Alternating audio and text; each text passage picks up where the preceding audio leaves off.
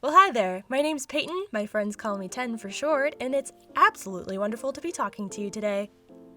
Personally, I have had a very deep desire to try and improve myself in my art journey, and I know a lot of my friends have as well. And you just get all of these ideas and you really want to execute them so well. You make a plan, you decide you want to get these many projects done in this amount of time, and you're really just so excited for it. But suddenly you realize, oh wow, I'm experiencing a lot of burnout. And you're like, I wonder why. Well, today I'm here to discuss why that may be happening to you.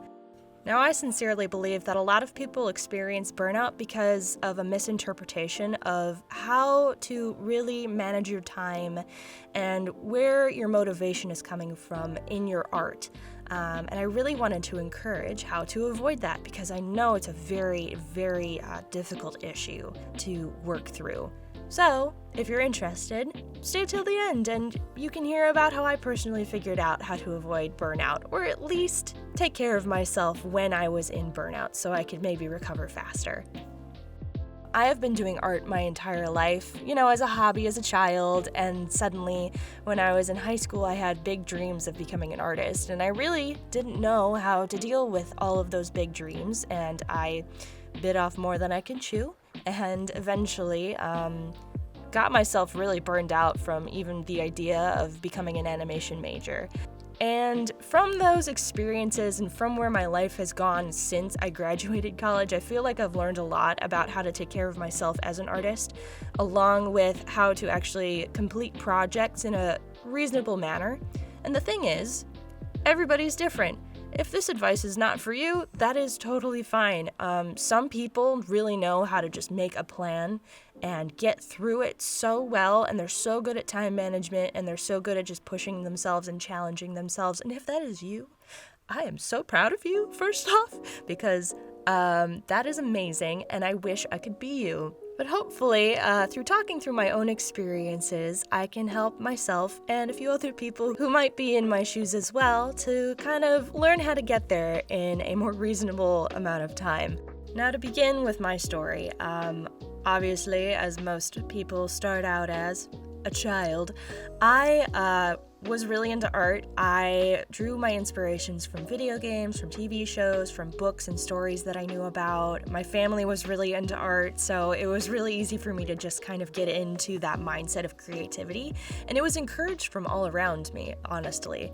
So, I had a really great community starting out, and the thing is, when you're just starting out as a child, you don't really have any pressure on you. You can draw whatever you want, and if you have a good support system around you from your family and friends, you get praised very easily for drawing simple things, and you get a very good ego boost from that.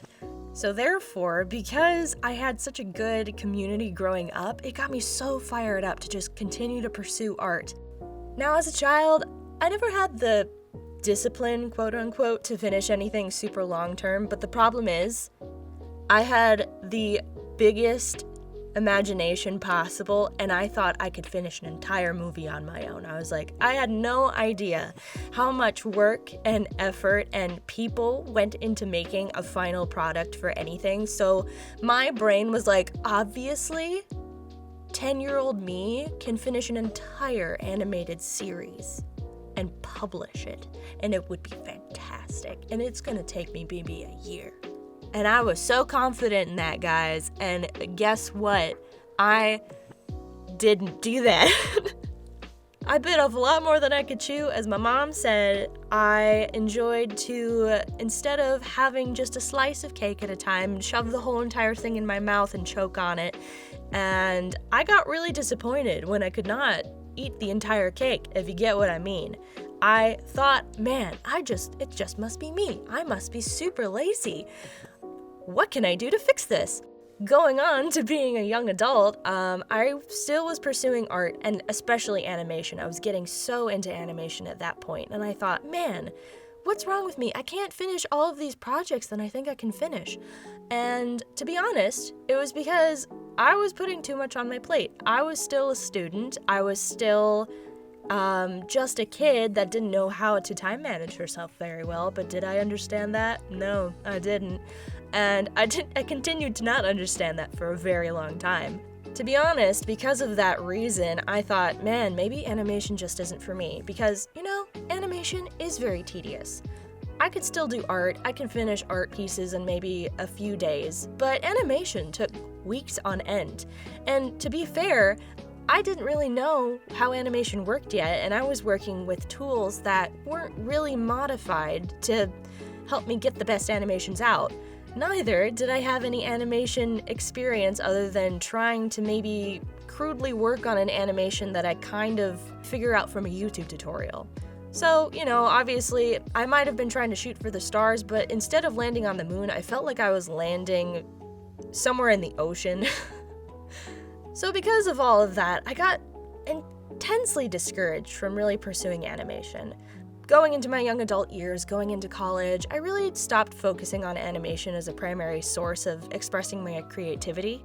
Instead, I went to theater classes, I went to other drawing classes, I started exploring different languages, I thought maybe I could be an interpreter of some sort at some point, but to be fair, I still really tried to foster creativity in my life, and that really helped me because it did actually kind of broaden my understanding of storytelling and of different methods of creativity, and it inspired me in other ways. What I didn't realize is that one of the most important things about art is staying in realms that actually just get you excited rather than kind of grating on your mind, because once your mind stops being creative and starts being work-minded, art becomes far less enjoyable.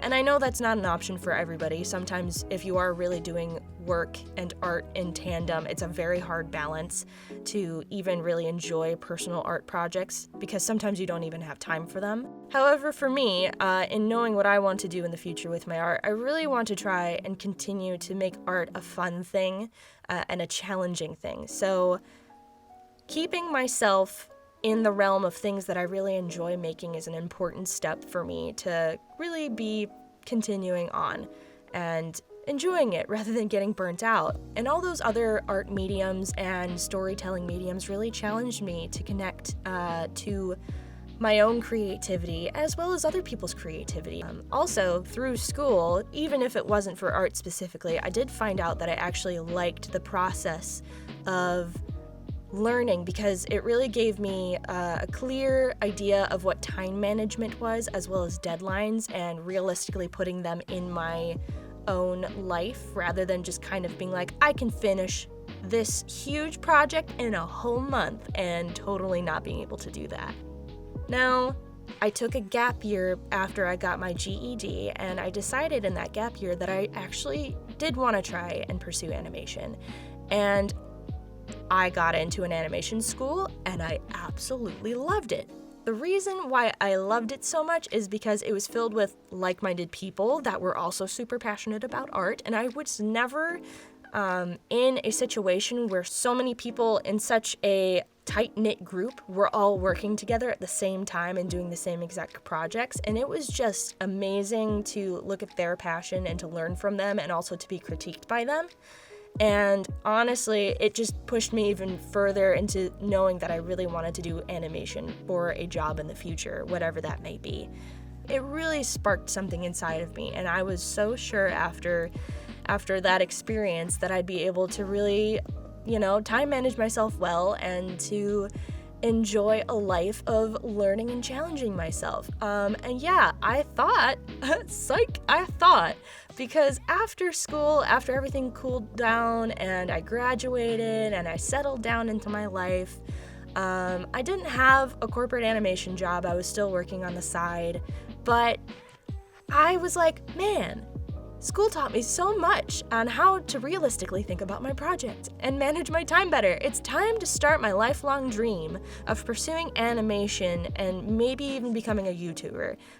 No, I did not do well, guys. I really didn't, and it's unfortunate because I started this concept of my YouTube channel about a year ago, and I was so excited about it, and I had a whole plan for the year, and I was like, I'm gonna do so well, and I'm gonna get so popular, and I'm gonna be amazing. And I put so much pressure on myself that guess what? My mental health did a deep dive in low. I pushed myself through that to the point where, in fact, I burned out because suddenly it wasn't about being creative, it was about pushing myself. It was about the grind. And, the grind. The grind is not healthy, guys. I don't know if you realize this, but the grind is not good.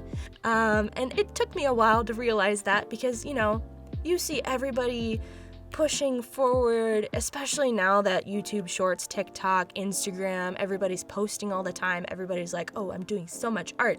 Woo, I'm doing so well with my life and I'm getting so much followers and money and, I'm improving or whatever you're pursuing. It's so hard to see other people improving before you, and to not compare yourself to that is so hard, especially when you had your heart set out on doing something with your life. Yeah, I felt immense shame and guilt because I had started all of these ideas and I didn't know what happened. I thought I could handle it. I thought I had the time management skills and the discipline to really push myself forward. And I was just so discouraged. But it took me a very long time to realize that the reasons I was creating were not the same from where they were when I was a kid or even just when I was in school. And I had to relearn a lot of what it meant to be an artist in my own terms, and to really start being motivated to even try again. It took me a lot of work to realize that creating art as your own boss especially is a lot harder to juggle rather than having somebody tell you what to do and to follow prompts and the schedules from a legitimate teacher. But yeah, so the main points that I really had to learn is that I needed to learn how to manage my time in a different setting other than school. And I also needed to learn that maybe pushing myself that hard wasn't a smart idea. I also learned that when I stick to things that I'm actually interested in learning over things that I think will make me a better artist, I thrive rather than get really just sick and tired of it, which is probably a pretty important point. I also learned that I still want my art to challenge me and to be fun, and basically also not to put a ton of pressure on myself when I might not be able to handle as much challenge as I might like, because my mental health and my physical health come first before being an artist. And I think that's a good takeaway because you guys are still human, I'm still human. If I'm only being an artist, quote unquote, and not letting myself really just breathe, that's not great. Treat yourself like a plant. You need light, you need water, you need food. You gotta, prune yourself. So here are the main takeaways. Remember how you approached art when you found it fun. What really sparked your interests? What do you want to pursue? And maybe how can you challenge yourself in a manageable way through that? You gotta go at your own pace with what you can realistically handle, and that means you may have to be a bit slower than other people, and that's okay. The next thing is you have to realize that other people are also dealing with setbacks all the time, and it's not beneficial for you to think that you're falling behind. I know that was a big issue for me. The next thing is you can't push yourself for the sake of discipline. You have to learn time management and how that works for you and your own life and your own schedule. The next thing is to learn to connect with what you really enjoy doing and use that as a jumping off point to grow as an artist. And a bonus is find a like-minded community to help you grow. In fact, I'm hoping to create that through this channel eventually. I have a lot of work to do. I know that perhaps my recording skills, my drawing skills need a lot of work, but I want this specific channel to be kind of a timeline of my progress and to see how much I am able to improve in however long it takes, to be honest, because I know that as long as I keep going and I don't give up, I will eventually get to a point where I look back and I'm like, wow, I did it, or I'm doing it at the very least, and I think that's something to be proud of, you know? So what does this mean for me as a future artist and maybe a future YouTuber. I don't know. I'm not going to worry about it because I think that's the main thing I want to get through this, is that I don't want to worry about my growth as an artist, because as long as I'm having fun and I'm challenging myself in ways that I'm excited about, then I think it'll be okay. And the rest doesn't matter. I want to have fun with my friends. I want to have fun creating stories and animating, and I'm gonna try and take it moment by moment and keep doing things that inspire me. The only hope I have for this year is that I learn, and if you're interested in that, maybe join me. I'd be very excited to learn together. Well, that's all for this video. Thank you guys so much for listening. I very much appreciate it, and I'm excited to see where the future takes us. All right, see you later.